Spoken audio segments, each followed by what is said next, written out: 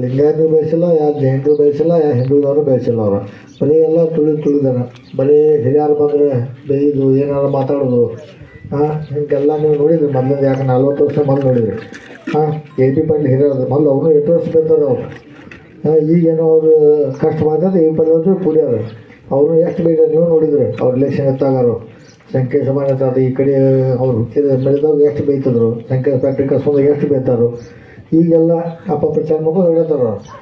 ಯಾಕಂದ್ರೆ ನೀವು ನೋಡಿದ್ರಿ ಈ ರಮೇಶ್ ಗತಿ ಮಾತಾಡೋ ಸ್ಟೈಲ್ ಹೆಂಗೈತಿ, ಏನೈತಿ, ಎಲ್ಲರಿಗೂ ಸಣ್ಣ ಹುಡುಗರು ಹೆಂಗೆ ಬೈದು, ಹಿರಿಯರಿಗೆ ಹೆಂಗೆ ಬೈದು. ಮತ್ತು ಈ ಸರ್ಕಾರಿ ಅದು ವಿದ್ಯುತ್ ಸಹಕಾರ ಅದನ್ನು ಎಲ್ಲ ಹಾಳು ಮಾಡಿದ್ದಾರೆ. ಈಗ ಸಂಖ್ಯೆ ಫ್ಯಾಕ್ಟ್ರಿನೂ ಹಾಳು ಮಾಡ್ಯಾರು. ಇನ್ನು ಅದನ್ನು ಯಾರು ತೊಗೋತಾರ ಅವ್ರು ಒಳ್ಳೇದು ಮಾಡೋಕೆ ತೊಗೋಬೇಕು ಅದನ್ನು. ಯಾಕಂದ್ರೆ ಅಲ್ಲಿ ಪರಿಸ್ಥಿತಿ ಏನೂ ಉಳಿಸಿಲ್ಲ ಅವರು. ಯಾಕೆ ವರ್ಕರ್ ಪಗಾರ ಸಹ ಕೊಡಲಂಗೆ ಮಾಡಿಟ್ರು ಅದನ್ನ ಪರಿಸ್ಥಿತಿ.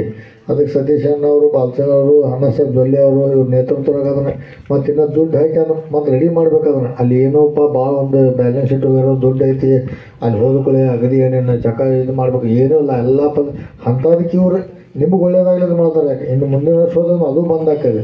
ಯಾಕೆ ಸಂಖ್ಯೆ ಫ್ಯಾಕ್ಟ್ರಿ ಹೆಂಗೆ ಹಾಳು ಮಾಡಿದ್ರು, ವಿದ್ಯುತ್ ಸಹಕಾರ ಅದನ್ನು ಹಾಳು ಮಾಡಿದ್ರು.